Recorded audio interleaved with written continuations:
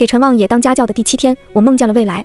梦里2年后的陈望野会扣住我的手腕，把我压在书桌上，吻得忘乎所以。惊醒后，我不知该怎么将这件事告诉陈望野，因为他正冷淡地跟朋友们说起我。我讨厌杨文月，全世界的女人死光了，我都不可能喜欢她。第一次见陈望野，我就知道他是个刺头。当时我站在陈家别墅门口，敲了敲门。你好，我是新来的家教老师。无人应答，门闪着一条小缝，我就推开了。等我意识到不对时，已经来不及。一杯水从天而降，将我浇成落汤鸡。紧接着传来几个年轻人肆意的笑声。快看，他中计了！何之洛，你这提议不错呀。叫何之洛的女孩仰起头，高傲如孔雀，但她没理会任何人，只是向2楼望去。望野哥，精彩吗？2楼站着一个男生，我承认我从未见过这么漂亮的男生，苍白俊美，垂眸时带着一丝顽劣的神性。他薄唇冷淡地勾起，说：无聊。你就是陈望野？我问。他们是你的朋友？我抽出纸巾擦了擦脸。我是你爸刚给你请的住家家教，我叫杨文月，你叫我小杨老师或者姐姐都行。陈望野发出一声轻斥，似乎并不认可我的身份，但我一点不生气，尽管头发一直在滴水。我迈着稳定的步伐向2楼走去，周围人笑不出来了。怎么回事？他怎么不哭？吓傻了吧？我靠他进来了，之前几个不是都当场气跑了吗？我径直走到陈望野面前，谢谢你和你朋友给我的见面礼，我也给你准备了一份小惊喜。我拧开保温杯盖，一股脑扣在陈望野头上，一滴不剩。陈望野懵了，不光陈望野懵了，他的狐朋狗友们也傻了。别墅里一片安静。何之洛率先尖叫起来：你疯了吗？你敢这么对望野哥？你知不知道像你这样的穷大学生，陈家随随便便就能捏死你？哦，差点忘了你。我拎起湿掉的帆布包狠狠砸过去，正好砸在何之洛小公主身上。我知道她是谁，何氏集团千金吗？跟陈家门当户对，还是陈望野的青梅。外界传言他们可能会联姻，但这些都与我无关。我是来当家教的，不是来当奴隶的。谁欺负我，我就反击回去。何之洛没受过这种委屈，大吼大叫。我干脆掏手机录视频。你干什么？让陈董事长看看是谁在影响他儿子补习。何之洛惊疑地闭上嘴，他知道家里的生意还需陈氏帮衬，他害怕陈董。没其他事的话，我先放行李了。我转头看向陈望野，他现在跟我一样，发烧全湿，水珠滴答往下落。沉默3秒后，他忽然勾起唇角。你叫什么来着？杨文月。我记住你了，你最好别忘。陈望野比我小4岁，是个地道的学渣，高考全科总分250，很符合他本人气质的一款分数。陈董想把他送出国，于是物色名师替他补习英语。一开始请的都是外教，可惜陈望野太混，把外教都气跑了。无奈之下，这活最终落到我身上。我虽然还是学生，但我高考时是英语单科状元，现在也是英专系的第1。正值暑假，宿舍不让住，为了方便每天辅导，我只能搬来和陈望野同吃同住。下午，我路过陈望野的游戏室，门没关死，对话声清晰入耳。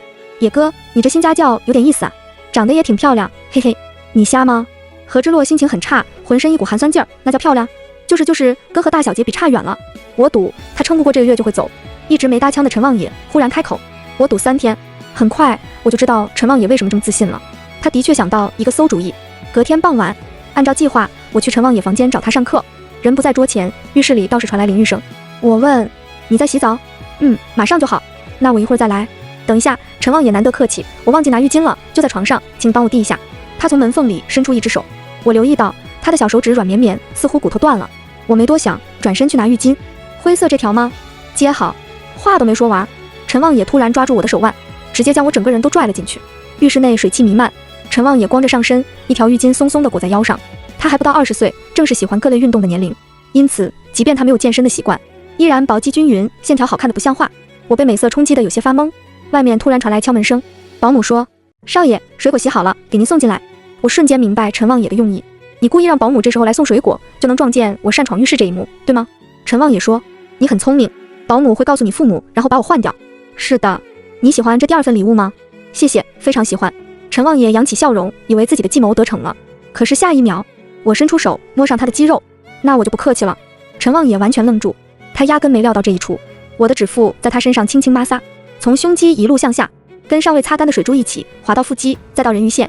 我的指甲盖偶尔擦到皮肤，陈望野都会条件反射般颤一下。少年的身体有着独特的劲受，但又不失成年男性的力量感，是一种恰到好处的性感。人鱼线下面裹着浴巾，稍微用点力，浴巾就会掉下去。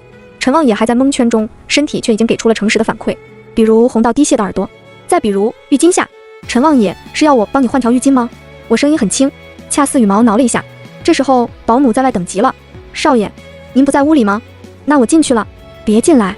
陈望野脱口而出。保姆刚推开卧室门，又赶紧关上。那水果给您放门口了，我先去忙了。脚步声渐渐远去，我这才松开手，恢复冷淡。跟我斗，真以为姐姐是吃素的？经此一战后，陈望也对我的恼怒到达顶峰。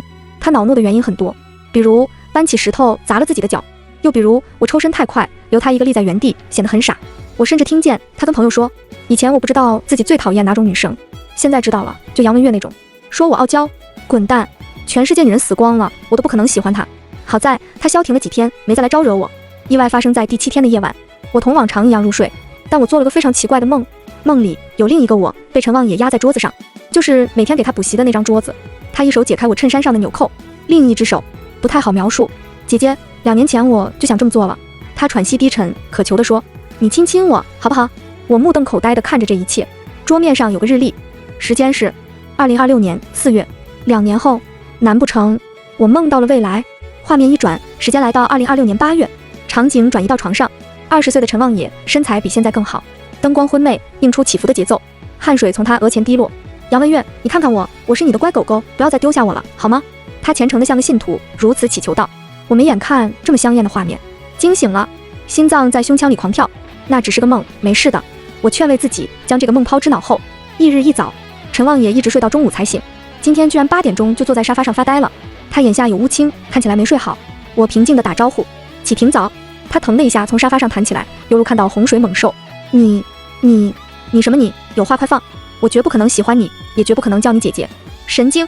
我打量着他，舌头打结，耳朵爆红，不似一贯嚣张的模样，有点怪。我砸了本词典过去，闲得慌就去背单词。接下来一连几日，我都梦到疑似未来的画面，并且都和陈望也有关。2026年的我有一份体面的工作，每天穿着白衬衫和职业裙。梦里的陈望也好像很喜欢那套衣服，他总是慢慢解开我的扣子，有时候用手，有时候用牙齿，再慢慢亲吻露出来的皮肤。反观现实中，陈望也对我避如蛇蝎，就连上课都谎称生病，连续请假，谎撒的太多就会成真。周末这天，陈望也如愿以偿的病倒了，他高烧到39度，浑浑噩噩，下不了床。偏偏今天保姆不在，别墅里就我们2个。出于安全考虑，我给陈董打了个电话，没等我叙述完病情，陈董就打断我，让他躺几天就好了，以后生病不用跟我汇报。我微怔，不带他去医院吗？没这个必要。旁边传来好球的呼声，陈董在打高尔夫。我说，那要不您打完球来看他一下，我很忙的。陈董礼貌又疏离，小杨老师，你让他自生自灭就好。这怎么行？我不止他一个儿子，他作为最不争气的那个，我已经对他够有耐心了。我一下子不知该说什么。你看到他左手的断指了吗？陈董蓦地问。看到了。我掰断的。什么？我近乎失声。陈望也小时候撒谎，说自己病了，骗我回家看他。我那么忙，哪有时间陪他玩这种小游戏？所以我把他小指掰断，给他一点教训。陈董笑声里透露出得意。自那之后，他就老实了，再也不撒这种谎了。只是断根小手指，不影响生活。你看他现在还不是生龙活虎？一股凉意蔓延全身。我好像明白了，为什么陈望也性格如此恶劣。在这样的环境下长大，他不扭曲才怪。我站在房门口，看着痛苦的陈望也，仿佛看到年少时的自己。我也如他这般，没有人在乎，跌跌撞撞，一个人摸索着长大。我决定倒杯水，叫他起来吃药。陈望也今天的脸庞上浮着一层绯红，看起来有点乖。我忍不住伸手捏捏他的脸，手感很好，软软的，像捏捏乐。陈望也哼唧一声，但没有反抗，可能是没力气了。待他吃完药，我才心满意足地放手，准备走。陈望也突然拉住我，姐姐，你叫我什么？他是不是脑子烧坏了？说好绝不可能叫我姐姐呢。紧接着，陈望也将整颗脑袋搭在我肩膀上，喘息灼烫。今天是哪一年？姐姐，你又来我梦里了。不说话是要直接感受39度的我吗？说着，他拉着我的手放在全身最烫的地方，掌心的滚烫让我瞬间清醒。毫无疑问，关于未来的梦不是我一个人在做，陈望也梦见了，只是此刻他烧得神志不清，还以为在梦里。我迅速抽出手给他2巴掌，很轻，一点不痛，主要为了让他醒一醒。陈望也果然醒了。刚才你把现实当成了梦境。哦，现在是2024，不是2026。他瞬间瞪大眼睛。你怎么知道我梦到2026？因为我也梦到了。这不可能。书桌、地毯，还有这张床，只不过床品换成了灰色。我说的都是梦里的场景。陈望也总算相信了。那你怎么不早点说？说什么？我反问他，说你未来可能会向我求爱。陈望也噎了一下。我没说错，梦里可不就是他卑微又主动吗？想到那些画面，陈望也心跳如擂鼓，身体里又一阵燥热。他抓着被子盖住腹部，故作冷傲地说，杨文月，我没把那些梦当回事，梦都是假的，不可能成真，劝你也别有非分之想。巧了，我没想。我故意看了眼被子遮住的地方，会心一笑。我和陈望也达成共识，就假装那些梦没发生过。我依然只是家教，他是我的雇主。7月底，家里来了一些不速之客，陈望也的哥哥们，他们呼朋引伴说要来给陈望野过生日。陈望野的生日其实在明天。3个哥哥空手来的，生日蛋糕被他们当成玩具砸来砸去。听保姆说，这几个哥哥每个月都会来一次，每次来都把家里搞得一团乱，苦了保姆和保洁们。陈望野很不喜欢他们，一整晚他的面色都很阴沉。没多久，客人们喝高了，女伴靠在大哥陈如山的怀里，娇滴滴地说：“你这个弟弟长得还挺帅。”陈如山黑了脸，空有皮囊就是个废物。他说这话的时候，陈望野就在旁边，一点没顾及弟弟的面子。宝贝，你知道他高考多少分吗？多少？250，刚好250。众人哈哈大笑，怪不得陈董不让他继承家业呀。正妻生的又怎样？现在还不是要给我们几个让道？对于陈董的私生活，我有所耳闻。他妻子只有一个孩子，就是陈望野。可在陈望野出生前，陈董一直在外面彩旗飘飘，先有了一堆私生子，才有了陈望野。陈望野的妈妈气得乳腺癌，最后病死了。他母亲一去世，这些哥哥们就登堂入室，像劫匪一样抢陈望野的东西，还欺压他。陈董一开始还会约束一下，后来他的小3、小4、小5在他怀里撒个娇，他就顾不上了。玩笑越开越大，陈如山彻底放飞自我，说：“遗传真强大，陈望野就跟他亲妈一样，是个废物。”陈望野瞳孔骤缩，瞬间攥紧拳头。不出意外，这拳头是给陈如山准备的，但赶在他出手前，我一巴掌呼了上去。你爹没教过你怎么当人？陈如山被我干懵了。你他妈！我没给他骂我的机会，揪着他的头发直接按在蛋糕上，场面顿时混乱。女伴们发出尖叫：“大哥，你怎样？”陈望野另外的2个兄长嘴巴上很焦急，身体却没动，冷冷地看着陈如山。陈如山总算反应过来：“你们2个瞎了，快帮我拽开他！”可是大哥，男女授受不亲，你们在外泡妞的什么，怎么不说授受不亲？他毕竟是爸请来的家教。陈如山无语至极，把炮火转向我：“区区一个家教，敢这样对我，我要让你吃不了兜着走。”行啊，我扬了扬手机：“你刚才侮辱陈望野妈妈的话，我都录下来了，我不介意发给你爹和媒体。你爹虽然渣，但很精明，他一直致力于在公众面前扮演一个善良企业家形象。你猜这段视频如果传出去会怎样？他的私生子侮辱他的发妻和儿子会怎样？”陈如山目光闪过一丝害怕，他推开我，3、2步逃到门口。今天就先不跟你计较了。他赶紧上车逃离。另外2个哥哥也在看完戏后心满意足地离开了。客厅恢复安静，我转身看陈望野，还愣着。陈望野这才反应过来：“谢谢你。”“别谢我，我不完全是为了帮你。”我看着柜子上李兰女士的遗像，她很漂亮，也很善良，我不允许任何人侮辱她。陈望野诧异：“你认识我妈吗？”她资助了我。我没有撒谎。李兰女士虽然去世的早，但她留了笔善款，用来帮助无法上学的贫困女孩。我就是受到资助的女孩之一。当初陈家找到我说要给陈望野补习，我想都没想就答应，也藏着这层原因。陈望野问：“你就不怕陈如山戳穿你的谎言？你是说录视频？”我笑了笑：“是的，我根本没有录下任何证据。事情发生的太突然，没人能提前预料到。陈如山只要稍微冷静些就能想通，我根本没机会录视频。万幸他本就是个饭桶，又被酒精侵蚀了思考能力，只剩心虚和胆小。他信不信不重要，重要的是让他意识到我们都不是好欺负的。”陈望野怔了一下：“我们？”“是的。”我目光坚定地重复：“我们。”这2个字触动了陈望野。从第一天我就发现了，他呢喃道：“你胆子真大。”“我不是胆子大，我只是不怕死，贱命一条，大不了就拿走。”我卷起袖子开始处理地上的奶油，陈望野也乖乖过来帮忙。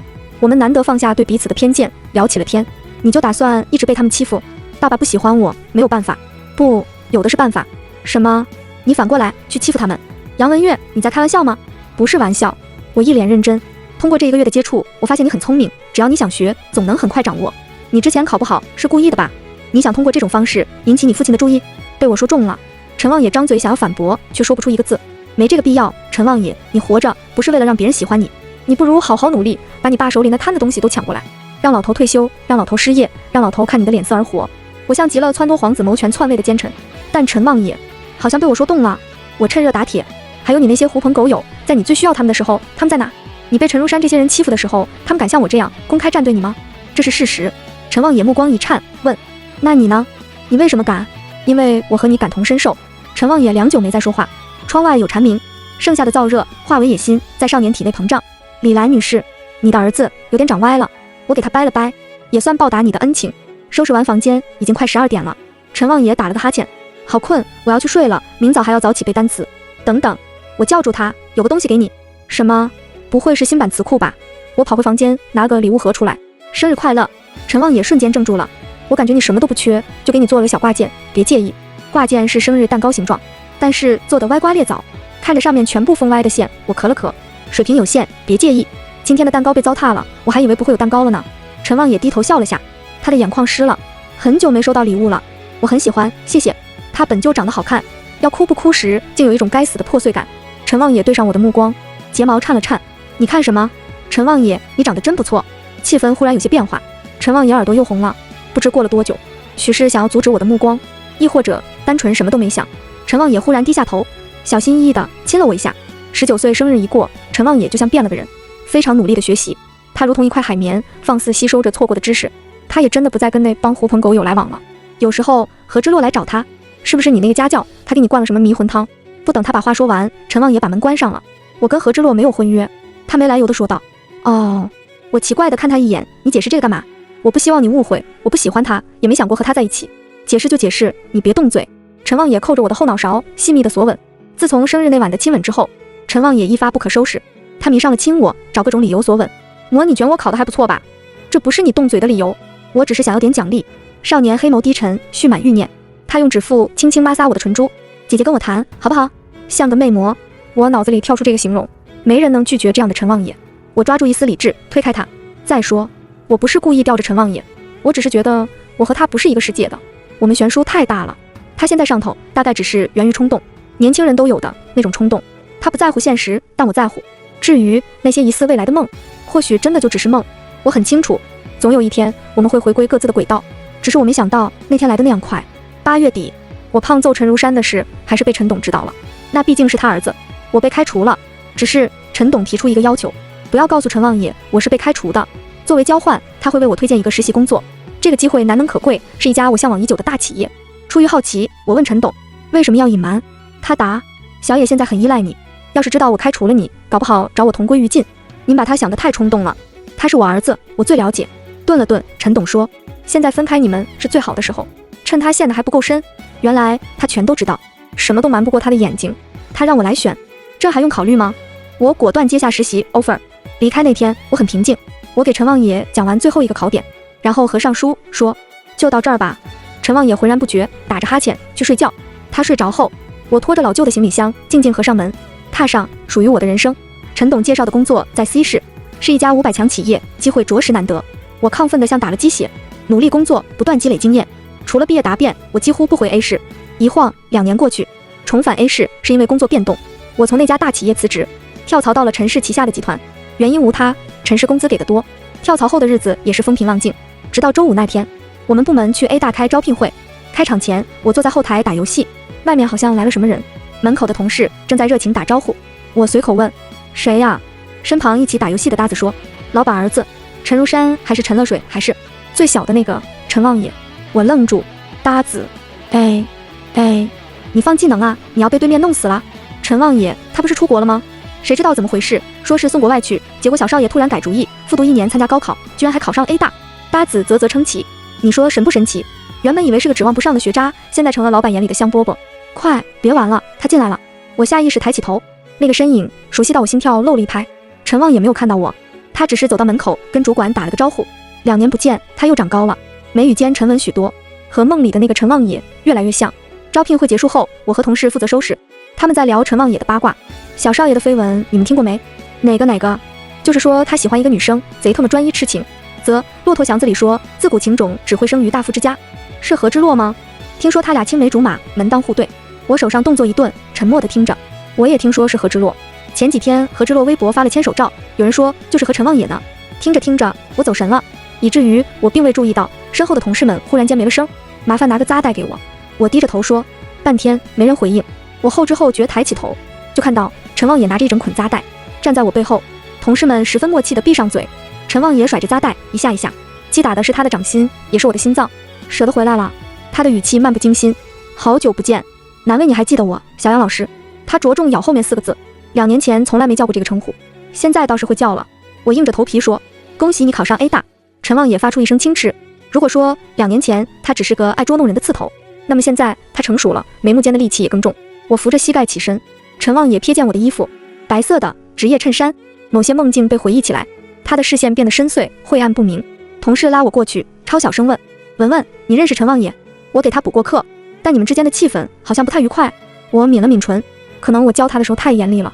同事没有怀疑，先不管那些了，晚上我们去聚餐吧，庆祝今天招聘会圆满成功。好啊，大家纷纷附和。就在这时，一个艺人同事突然问，小少爷要一起不？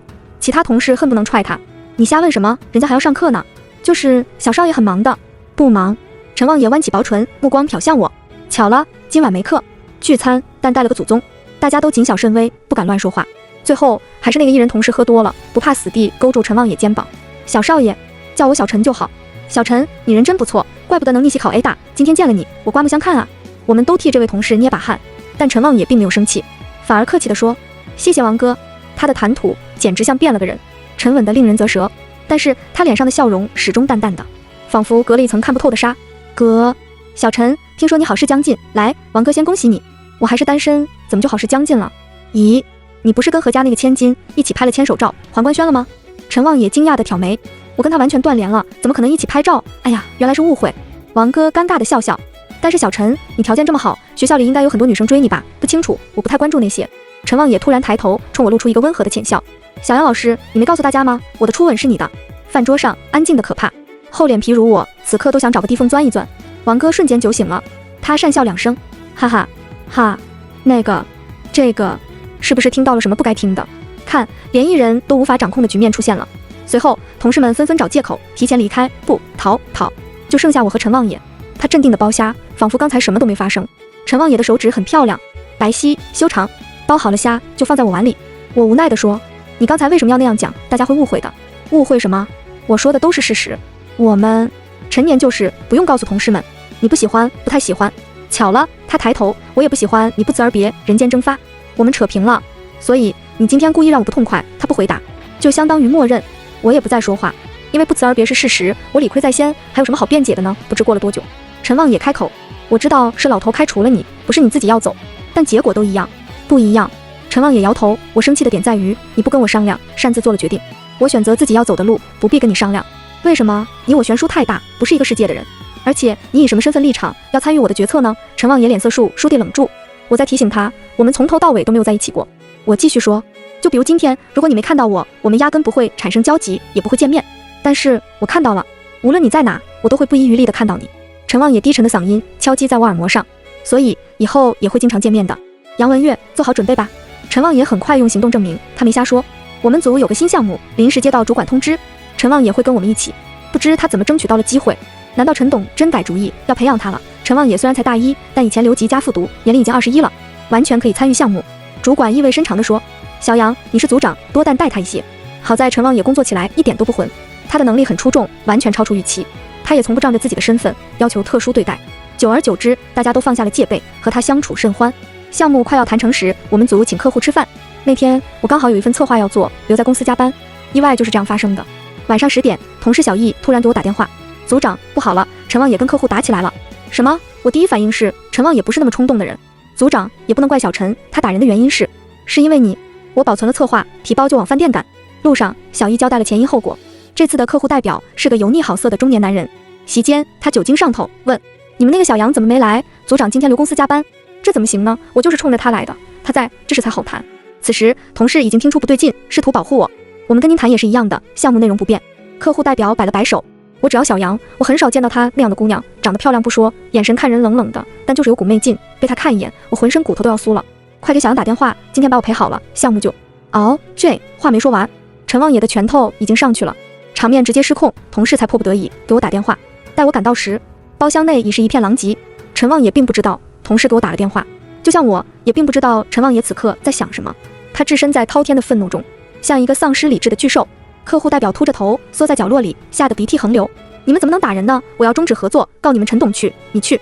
陈望也异常冷静，可越是冷静越显得可怕。客户带来的其他人都懵了，没有要上前阻拦的意思，也或许他们也对秃头不满。陈望也步步逼近，他脑子里想的全是杨文月，是他笑，他皱眉，他生气，他的点点滴滴，以及他双唇的柔软。陈望也很早就意识到，他对杨文月有种过激的占有欲。一旦想到杨文月站在别的男人身旁，对别人笑、皱眉、生气，陈望也内心就会产生一股戾气，想要跟所有人同归于尽的戾气。杨文月忽远忽近，像一个神，他恨不能匍匐在他脚下，亲吻足尖。这些肮脏的男人凭什么肖想他？2年的成长，陈望也早已变得稳重，也更善伪装。可没人知道，唯独在杨文月这件事上，他极端的可怕。那秃头却仍在刺激他。你是不是喜欢那个妞？早说啊，我就玩一玩，很快就还给你。玩，真该死了，他真该死。陈望也一句话没说，弯腰捡起地上一块碎酒瓶，然后他高举手臂，突然有人叫住他，陈望也，那声音划破混沌，替他找回一丝理智。紧接着，声音的主人冲了过来，他握住他的另一只手，低头亲了亲掌心。陈望也，冷静，我在这里。陈望也怔住，嘴唇的触感电了他一下，令他浑身战栗眩晕。杨文月扣住他的食指，像是要把那个吻锁在他掌心。乖，收手。陈望也得到指令，唰地松开碎酒瓶。他垂下眼睛，乖巧地说：“都听你的。”同事留下处理后事，我押送陈望也回家。本来想送他回学校，但闹到这个点，宿舍都要关门了。最后还是送他回了那间别墅。2年没来这里，布局和陈列一点都没变。今天辛苦了，洗洗澡，早点睡觉吧。你不怪我吗？怪你什么？我反问，你是为了维护我才那么冲动？虽然冲动不对，但无论如何，我都不该责怪保护我的人。陈望也像是松了口气，脑袋垂下来，搭在我肩膀上。对不起，没关系，合作可以再谈。我知道你很期待这个项目，我会想办法补上这个窟窿。我拍了拍他，我是很期待这个项目的奖金，但不代表我愿意被人侮辱。陈望也动了动脑袋，颈窝里痒痒的。随后他有些不老实，贴着我的肩颈，小心翼翼地吻。几番试探，发现我没打算推开他，他便捧起我的脸，将吻加重。这个吻比以前都要投入，也更加用力。不知不觉，我后背抵在了书桌上。曾经我给他补习英语的那张书桌。陈望也一只手向下游走。姐姐，分开的时候我很想你，你有没有想过我？没有。他手上使了股劲。今夜不许撒谎。想过。怎么想的？他眼神亮晶晶，充满蛊惑。想我的时候你会这样吗？那你呢？我将问题反抛回去，你是怎么想的？他笑了下，拉着我的手伸向自己。我会一边想着你，一边这样。万幸灯光昏暗，遮住我羞红的脸蛋。陈望也撩拨半天，然后问我可以吗？我点了点头。他腾出另一只手，解开白衬衫上的纽扣。姐姐，2年前我就想这么做了，你亲亲我好不好？我忽然发现桌上的日历就是今天，2026年4月。梦是真的。陈望也开了荤，不知疲倦。他才21岁，正是精力充沛的时候，折腾到清晨，他才放开我。临睡前，他充满期待地问：“姐姐，我表现得怎么样？”我说：“很好。”他立刻涌起干劲，还想继续表现。还好我及时踹开他。后来不知怎么的，我和他发展成了床伴关剧。陈望也作为床伴，挑不出一丝毛病。与此同时，陈望也要弥补项目上的窟窿，也是说到做到。得罪了客户代表，集团责罚下来，他一人承担，没有牵连任何同事。随后他找到一个发小，那发小跟对方公司关系熟人。几次沟通之后，对方表示愿意更换客户代表，继续推进项目。新客户代表是个女孩子，只比我年长几岁。她接手的第一天就跑来向我致歉。她说，先前那个人出言不逊，侮辱你，本就该是我们来道歉。我看着她的名片，觉得有些眼熟。你是不是也受过李兰女士的资助？对呀，你也是。我以前在受助名单上看到过你的名字。太好了，我们都有自己的人生和事业。后来合作谈得很顺利，我也拿到了项目奖金。春去下来，8月时我去见了个相亲对象，事出有因。这个相亲对象半年前我见过一次，一位热心肠的同事大姐介绍的，条件还不错，不是那种奇葩的相亲对象，但我对她就是不来电。这半年间，对方屡次想邀约我再见一面，都被我婉拒。直到上周，同事大姐有些为难地找到我：“小杨，你再去跟他吃顿饭吧，他好像是真看上你了。”姐，吃多少顿我都不会接受他。明白，姐没有逼你的意思，我是想你当面拒绝他，言辞狠厉一点，让他彻底死心。行不？要把他也怪执着的。行吧，就当是给同事大姐一个面子。周六晚上我去赴约，我说我已经有男朋友了，此后不要再约我见面。什么时候有的？最近。对方很失落，但也只能接受。他说给我准备了礼物，一朵永生玫瑰。我不想收，于是伸手把它推了回去。就在这一刹那，我感觉背后有道森冷的视线，下意识回头，陈望也站在那，面无表情地看着我。几乎是被陈望也扛回家的。放暑假了，他又搬回了别墅里。他把我扔在床上，调暗灯光，然后不由分说扯坏白衬衫的纽扣。姐姐，他是谁？相亲对象。他手一顿，不禁使了点力。我本就是容易留痕的皮肤，他这一下直接给我胸口抓出红印了。裙子穿这么短，就是为了见他？生气了，我暗自一笑，故意逗他。对呀，陈望也发狠似的在我皮肤上乱咬，狂风暴雨我都承受。陈望也今天比以往都凶，我们交叠的身影投映在墙壁上，照出起伏的节奏。汗水从他额前滴落。杨文月，你看看我，凶残过后是哀求，我才是你的乖狗狗，不要再丢下我了，好吗？好，你以后不会再见他了吧？本来就没打算再见了。我向陈望爷解释了前因后果，他叔弟松了口气，以后其他相亲对象也不许见。我不打算相亲了。我摸了摸他的脸，轻声说，因为我有男朋友了呀。陈望也浑身一震，欣喜，你终于肯让我转正了。我想通了，不在一个世界也可以试试嘛。这样一个长相家世和体能都超绝的男朋友，不谈白不谈。陈望也比我更有决心，他扬唇一笑，目光里含着一整片星河。杨文月，你放心，我会为你打通2个世界的壁垒。第二天我们都睡到中午才醒，还是被门铃声吵醒的。陈望也在我脸上亲了一下，恋恋不舍地去开门。是他发小。我靠！发小震惊地看着他身上的抓痕和吻痕，你有对象了？是的。陈望野骄傲地挺起胸膛，从今以后我跟你们这些单身狗不一样了，真他妈欠揍！我换好衣服走出来，谁来了？发小见到我，眼睛瞪得比铜铃还大。是他，你那个小家教？没错，我家文文。陈望野语气美滋滋，你丫不是跟我说全世界女人死光了都不会喜欢他吗？话音一落，一时安静。那个兄弟，抱歉，我一不小心说出来了。发小尴尬的捂嘴。我是说过，陈望野坦率地承认了，但下一秒他乖乖抬起手给了自己一巴掌。姐姐别生气，这脸我先替你打了。后来的后来，我和陈望野一起走过许多个四季，我们都在飞速成长，这期间没少经历血雨腥风。好在我们两个一直配合默契。陈望野一路走到他爸面前，他比陈董更狠，也更加聪明。最重要的是，他有李家的助力。以前他不学无术，和外公外婆都断了联系。现在他想要做出一番事业，李家高兴都来不及。有了李家的帮助，陈如山那些人算个屁。对了，陈如山入狱了，因为赌博和玩女人。另外2个哥哥也没好到哪去，一个摔断了腿，一个惹了仇家，不得已逃到国外。有传言说这3人下场凄惨，其实都是陈望野的手笔。公司里的人怕他，说他像个无法驯服的野兽，而我则多了个外号驯兽师。我是陈望野的底线，是他的缰绳，只要有我在，陈望野就会乖很多。再后来，陈望野篡位成功，他带着他打下的世界向我求婚。结婚当天，婚礼从简，李兰曾经的助理飞回国，她风尘仆仆地告诉我们，李女士生前给所有受助的女孩留了录像，无奈数据损毁，最近好不容易才修复。我立刻叫停司仪，播放录像，这也是陈望野再见妈妈的机会。呲啦一声过后，李兰出现在大屏幕上，陈望野轻轻一颤，呼吸都放慢了。